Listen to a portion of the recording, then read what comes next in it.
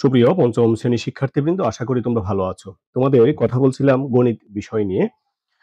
তোমাদের হচ্ছে যারা বৃত্তি প্রত্যাশী আছো তাদের জন্য আমি বারবারই বলি যে তোমরা একটু এক্সট্রা কেয়ার নিবা। এক্সট্রা অনেক কিছু তোমাদেরকে জানতে হবে। আমাদের এই বইয়ের বাইরের আলোচনাও থেকেও আমাদের ৪র্থ শ্রেণীতে যে আলোচনা চলে গিয়েছে সেগুলো জানতে হবে।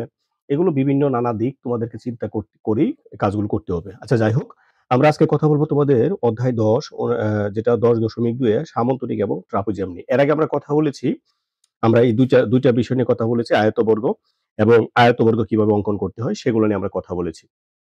এই ভিডিওগুলো তোমরা এই মুহূর্তে উপরে একটা লিঙ্ক আছে, সেখানে ক্লিক করলে তোমরা দেখে নিতে পারবে। তো এখানকার যে বিষয়টা সেটা হচ্ছে আ এই যে সামান্তরিক এবং ট্রাপিজিয়াম নিয়ে আমরা মোটামুটি একটা আলোচনা করব এবং এর বৈশিষ্ট্যগুলা কি, কি এগুলো নিয়ে আলোচনা করব। তো এখানে প্রশ্ন যেটা বলছে, ডান পাশের আকৃতিগুলো একটি অন্যটির উপর বসিয়ে চতুর্ভুজ তৈরি করি। আমরা কি, কি আকৃতি তৈরি করতে পারি এগুলো আমরা একটু দেখি। এখানে আমরা দেখতে পাচ্ছি একটা ত্রিভুজ আকৃতি, এখানে একটা আয়ত আকৃতি, এখানে একটা আয়তাকার আকৃতি রয়েছে, তাই না?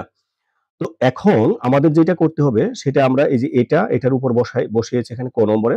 তো বসানোর পর এখানে নতুন একটা আকৃতি হয়েছে। এটাও কিন্তু একটা চতুর্ভুজ, তাই না? এই যে আমি যেটা এখানে দেখো, আমি জুম করে দেখাচ্ছি। এটাও কিন্তু একটা ক নম্বরে যেটা রয়েছে সেটাও একটা চতুর্ভুজ। আবার আমরা যখন এই এই আয়তের উপর আর এভাবে রেখেছি, সেখানেও একটা চতুর্ভুজ, নতুন একটা চতুর্ভুজ হয়েছে। আমরা যখন ত্রিভুজটা আমরা এটার উপর রেখেছি, তখন এখানে একটা চতুর্ভুজ আকৃতি আ ধারণ করেছে। তো এইভাবে আমাদের যখন আমরা এই কাগজগুলো একটা অপরটা রাখবো, প্রত্যেকটাই কোনো না কোনো চতুর্ভুজের আকৃতি ধারণ করেছে। তো এখন এখানে বলছে, আমরা জানি আয়তর পরস্পরের বিপরীত বাহুগুলো সমান ও সমান্তরাল। এখন আমরা যে এত কথা বলেছিলাম যে আয়তকের যে বিপরীত বাহুগুলো আছে, আয়তের যে সংজ্ঞাটা আমরা পেয়েছিলাম, যে বিপরীত বাহুর সংজ্ঞাটা কি? যে এর বিপরীত বাহুগুলো পরস্পর সমান এবং সমান্তরাল। কিন্তু এখানে আমরা যেটা দেখতে পাচ্ছি, এটা কিন্তু বিপরীত বাহু, এই ২ টা সমান হলেও সমান্তরাল না। এখানেও আমরা দেখতে পাচ্ছি ২ টা বিপরীত বাহু সমান না, কিন্তু সমান্তরালও না।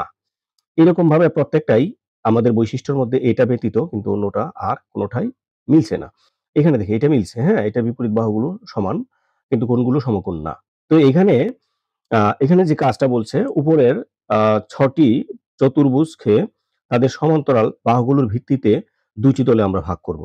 এখানে যেটা বলছে, আ এখানে একটা বিষয়টা দেখো, আমরা যে এই ভাগ করব, এই ভাগের কিছু কাজ এখানে রয়েছে। এখানে বলছে শুধু ১ জোড়া বাহু সমান্তরাল, মানে ২ জোড়া না। আমরা ক এর মধ্যে যদি দেখি, এই যে আমরা যেটা দেখতে পাচ্ছি যে এটা আর এটা, এই ২ টা বাহু হচ্ছে সমান দূরত্ব অতিক্রম করছে। এই ২ টা বাহু হচ্ছে সমান্তরাল, এই ২ টা না। তার মানে ক হচ্ছে ১ জোড়া, তাই না? আমরা খ এ যদি দেখি, এই যে এখানে যেভাবে চলে গেছে, এখানে এভাবে চলে গেছে, সমান দূরত্ব অতিক্রম করে। তাহলে এটা সমান্তরাল। আবার এই পাশেও এখানে এবং এখানে এই ২ টা সমান দূরত্ব অতিক্রম করছে।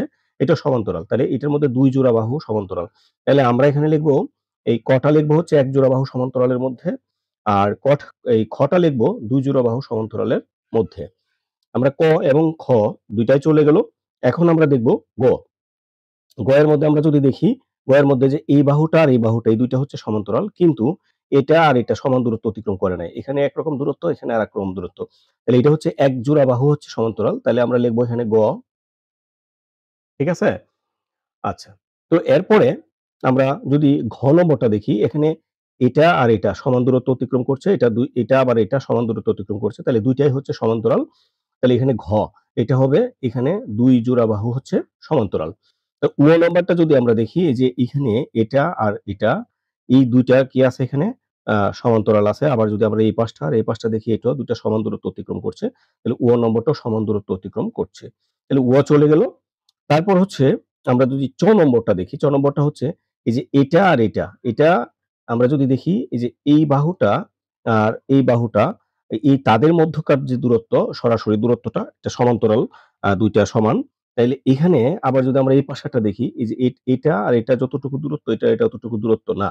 তার মানে এটা হচ্ছে ১ জোড়া বাহু আ সমান্তরাল। তাইলে এই যে আমরা এখানে লিখলাম, আমাদের এখানে ৬ টি যে চতুর্ভুজ আছে, ৬ টি চতুর্ভুজ থেকে ১ জোড়া বাহু সমান্তরাল পেয়েছি।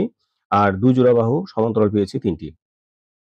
তো এখন আমাদের নিচে একটা প্রশ্ন, এখানে বইয়ের ১০২ নম্বর পৃষ্ঠায় ২ নম্বর যে প্রশ্নটা রয়েছে, এই প্রশ্নটা আমরা একটু পড়ি। পড়ার পরে আমরা আশা করি সবগুলো আমরা করতে পারব। তো ২ নম্বর প্রশ্নটা বলছে, ৬ টি চতুর্ভুজের মধ্যে কি কোনো আয়ত আছে? যদি আছে মনে হয়, তবে কেন সেটি আয়ত? তার কারণ আমরা ব্যাখ্যা করব। এই ৬ টি আমরা পেয়েছি। আমরা যে গত ক্লাসে আমরা আয়তের যে সংজ্ঞাগুলো পেয়েছি, আয়তের সংজ্ঞাগুলো আমরা পেয়েছি যে বিপরীত বাহুগুলো সমান্তরাল, যে চতুর্ভুজের বিপরীত বাহুগুলো সমান্তরাল এবং কোণগুলো সমকোণ তাকে আয়ত বলে। তাহলে এখানে আ আমরা ৪ টি যে খ, ঘ, ঙ, এই খ এখানে কিন্তু বিপরীত বাহুগুলো সমান্তরাল। এখন আমরা দেখব কোণগুলো সমান্তরাল কিনা। খ এর কোণগুলো কিন্তু সমান্তরাল না। সরি, সমান্তরাল আমি ভুল বলেছি। মানে সমকোণ কিনা, মানে ৯০ ডিগ্রি কিনা। এখানে কিন্তু ৯০ ডিগ্রি নাই। এই ঘ নম্বরে এটা কিন্তু ৯০ ডিগ্রি আছে। এই যে এই কোণ, ওই কোণ, এই কোণ, এই কোণ ৩ টাই ৯০ ডিগ্রি, ৪ টাই ৯০ ডিগ্রি।